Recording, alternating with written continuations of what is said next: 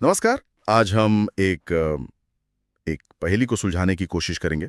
एक ऐसी पहेली जो शायद हम सब ने कभी ना कभी सोची है कि क्यों कुछ लोग मतलब कम मेहनत करके भी अमीर हो जाते हैं, जबकि बाकी लोग स्मार्ट होने के बावजूद, जिंदगी भर मेहनत करने के बावजूद पैसों की तंगी में रहते हैं।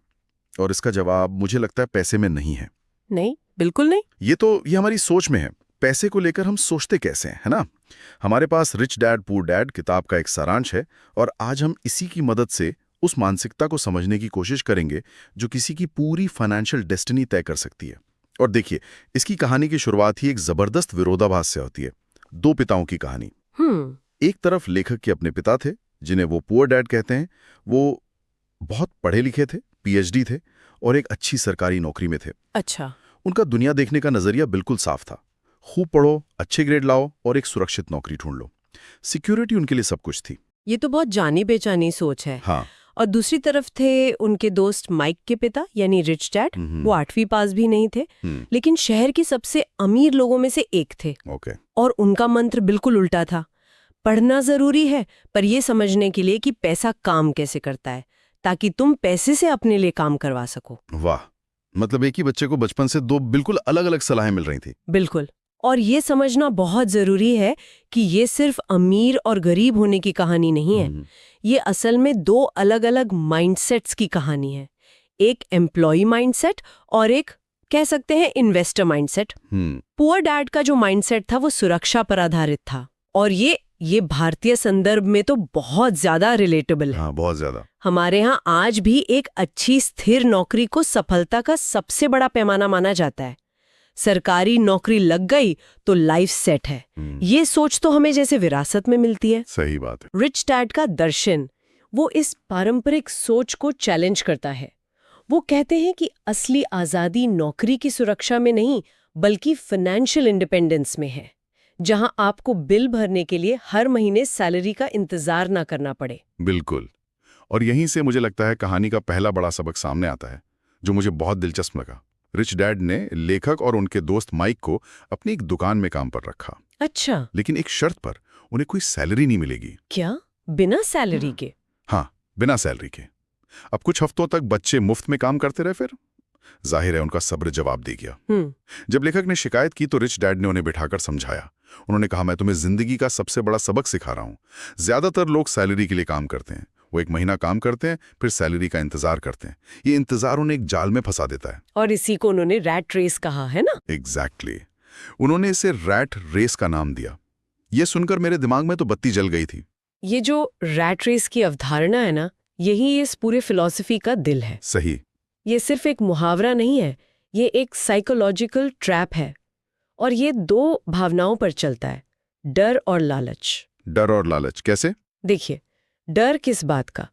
अगर नौकरी चली गई तो घर की ईएमआई कैसे भरेंगे? बच्चों की स्कूल फीस का क्या होगा? ये डर हमें एक ऐसी नौकरी से भी चिपके रहने पर मजबूर करता है जिसे शायद हम पसंद भी नहीं करते। सही है। और फिर आता है लालच।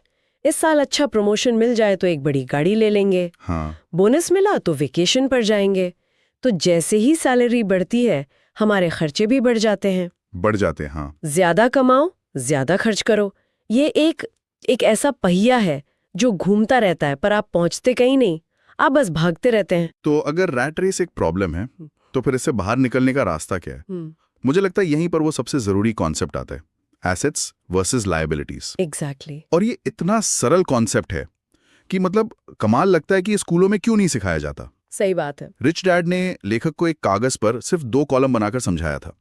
एसेट यानी संपत्ति, वो चीज है जो आपकी जेब में पैसा डाले, और लायबिलिटी यानी देनदारी, वो चीज है जो आपकी जेब से पैसा निकाले।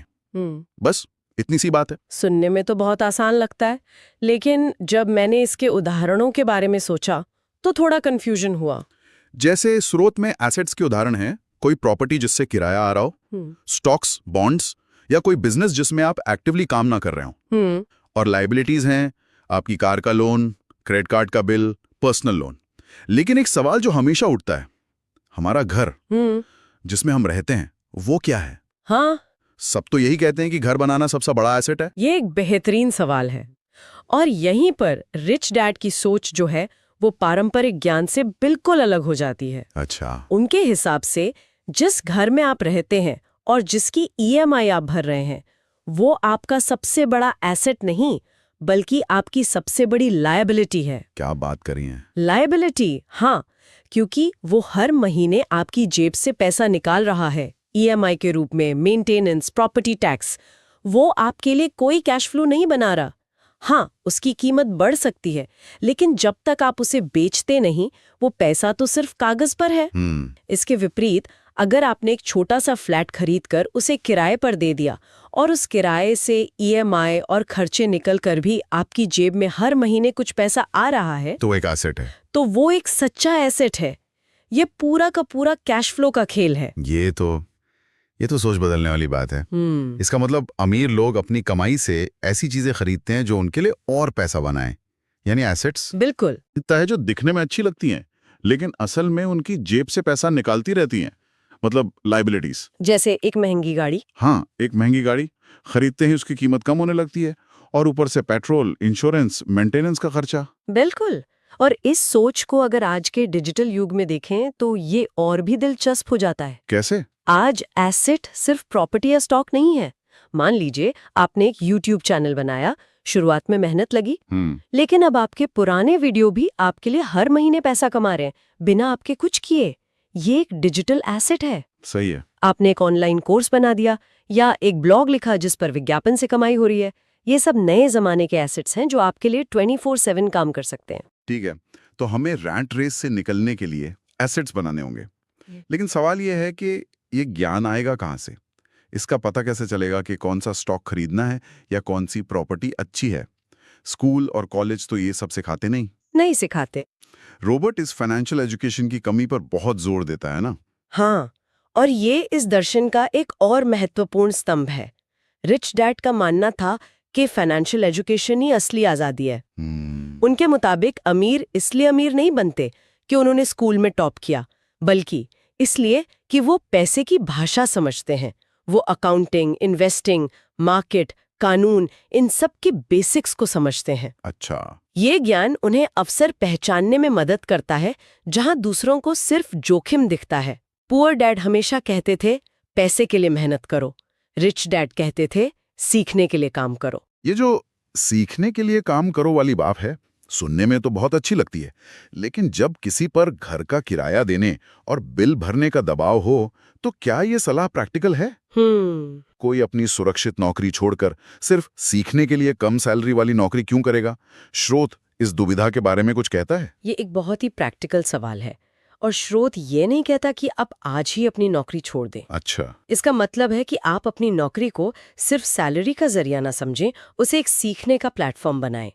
रिच डैड ने लेखक को अलग अलग काम करवाए, सेल्स, मार्केटिंग, अकाउंटिंग। क्यों? ताकि वो एक सिस्टम के हर हिस्से को समझ सकें। मान लीजिए आप एक सॉफ्टवेयर डेवलपर हैं, आपकी कोडिंग स्किल बहुत अच्छी है। ठीक है। ये आपको एक अच्छी सैलरी दिलाएगी। लेकिन अगर आप इसके साथ साथ थोड़ी सेल्स, थोड़ी मार्केटिंग और थोड़ी पब्लिक स्पीकिंग भी सीख लें, तो आप सिर्फ एक कर्मचारी नहीं रह जाते। सही। आप अपना खुद का प्रोडक्ट बनाकर उसे बेच भी सकते हैं। आपकी नौकरी आपका ट्रेनिंग ग्राउंड बन जाती है। मतलब? आप एक स्किल के कैदी नहीं रहते, आप स्किल्स का एक ऐसा पोर्टफोलियो बनाते हैं जो आपको आजादी देता है। मतलब अपनी नौकरी को एक लॉन्च पैड की तरह इस्तेमाल करो, पिंजरे की तरह नहीं। ये समझ में आता है। इसी से जुड़ा एक और कॉन्सेप्ट है जिस पर स्रोत बात करता है, कैश फ्लो क्वाड्रेंट, ESBI। क्या हम इसे थोड़ा आसान भाषा में समझ सकते हैं? जरूर। ये एक बहुत पावरफुल मॉडल है ये समझने के लिए कि लोग पैसा कैसे कमाते हैं। ई का मतलब है एम्प्लॉय, यानी कर्मचारी जो किसी और के लिए काम करता है। एस का मतलब है सेल्फ एम्प्लॉयड या स्पेशलिस्ट, जैसे डॉक्टर, वकील या फ्रीलांसर जो खुद के लिए काम करता है। ये दोनों क्वाड्रेंट के लेफ्ट साइड पर हैं। यहाँ लोग समय के बदले पैसा कमाते हैं। अगर वो काम नहीं करेंगे तो पैसा नहीं आएगा। और राइट साइड पर हैं बी और आई। बी का मतलब है बिजनेस ओनर। ये वो व्यक्ति है जिसके पास एक सिस्टम है और लोग उस सिस्टम में उसके लिए काम करते हैं। अच्छा। वो छुट्टी पर भी चला जाए तो उसका बिजनेस पैसा कमाता रहता है। और आई का मतलब है इन्वेस्टर। ये वो व्यक्ति है जिसका पैसा उसके लिए काम करता है। मतलब पैसा पैसे को खींचता है। हाँ, वो अपना पैसा स्टॉक्स में, रियल एस्टेट में या दूसरे बिजनेसेस में लगाता है और वो पैसा बढ़कर वापस आता है। रिच डैड के अनुसार सच्ची वित्तीय स्वतंत्रता क्वाड्रेंट के राइट साइड पर है। लक्ष्य ये नहीं है कि ई या एस होना गलत है, नहीं, बल्कि लक्ष्य ये है कि आप धीरे धीरे अपनी आय का एक हिस्सा बी या आई क्वाड्रेंट से कमाना शुरू करें। तो ज्यादातर लोग लेफ्ट साइड पर क्यों अटके रह जाते हैं? ई से बी या आई की तरफ जाने में सबसे बड़ी रुकावट क्या है? एक शब्द में कहूं तो डर। डर? असफलता का डर। अगर मेरा बिजनेस फेल हो गया तो, अगर मेरे लगाए हुए पैसे डूब गए तो, ये डर हमें सुरक्षित रास्ते पर चलने के लिए मजबूर करता है। सही बात है। और यहीं पे रिच डैड का माइंडसेट क्रांतिकारी है। वो कहते थे असफलता से मत डरो, असल में अमीर लोग गरीबों से ज्यादा बार सेल होते हैं। अच्छा। बस वो हार नहीं मानते, वो असफलता को सीखने की फीस मानते थे। उनका फॉर्मूला था ट्राई, फेल, लर्न, ग्रो। जबकि ज्यादातर लोगों का फॉर्मूला होता है ट्राई, फेल, क्विट। ये मानसिकता का अंतर ही सब कुछ तय कर देता है। ये बहुत गहरी बात है। हम गलतियों को हमेशा एक नेगेटिव चीज की तरह देखते हैं, जबकि वो शायद सबसे अच्छी टीचर होती हैं। तो अगर कोई इस डर से आगे बढ़कर शुरुआत करना चाहे तो श्रुत कुछ प्रैक्टिकल कदम बताता है। जैसे? मतलब स्टार्ट स्मॉल, थिंक बिग जैसा कुछ। बिल्कुल। आपको बी या आई बनने के लिए लाखों रुपए की जरूरत नहीं है। आप बहुत छोटे से शुरू कर सकते हैं। और आज के समय में तो ये और भी आसान है। जैसे? एक छोटी सी एसआईपी से म्यूचुअल फंड में निवेश शुरू करना। ये आपको इन्वेस्टर यानी आई क्वाड्रेंट में पहला कदम रखने में मदद करता है। ठीक है। ऑनलाइन कुछ बेचना, चाहे वो अमेज़न पर हो या इंस्टाग्राम पर, ये आपको बिजनेस ओनर यानी बी क्वाड्रेंट का स्वाद चिखाता है।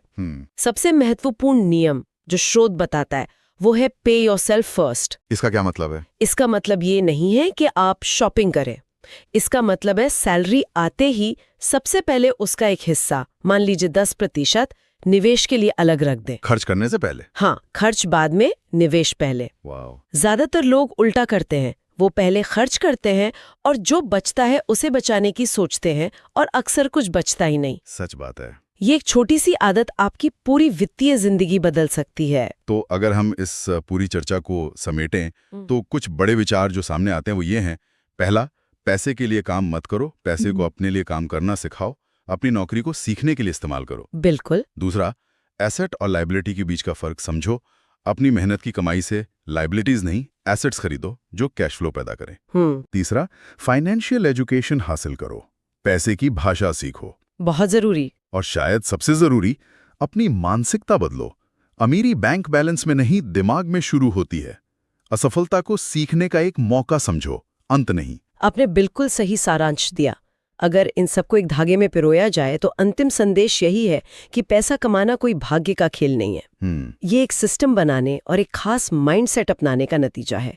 अगर कोई लगातार सीखता है, अपने स्किल्स को बढ़ाता है, अवसरों को पहचानना जानता है और कैलकुलेटेड रिस्क लेना सीख जाता है, तो पैसा एक बाय प्रोडक्ट की तरह खुद ब खुद उसकी तरफ आएगा। मतलब? उसे पैसे के पीछे नहीं भागना पड़ेगा। पैसा उसके बनाए हुए सिस्टम की वजह से उसके पास आएगा। ये एक प्रोएक्टिव अप्रोच है, रिएक्टिव नहीं। आज की डिजिटल दुनिया में जहां हमारा ध्यान, अटेंशन खुद एक करेंसी बन गया है, संपत्ति के ऐसे कौन से नए रूप हो सकते हैं जिनकी कल्पना भी नहीं की गई थी जब ये दर्शन पहली बार सामने आया था? क्या एक लॉयल ऑनलाइन कम्युनिटी एक एसेट है? क्या आपका पर्सनल ब्रांड एक एसेट है? शायद अगली बड़ी दौलत इन्हीं चीजों से बनेगी।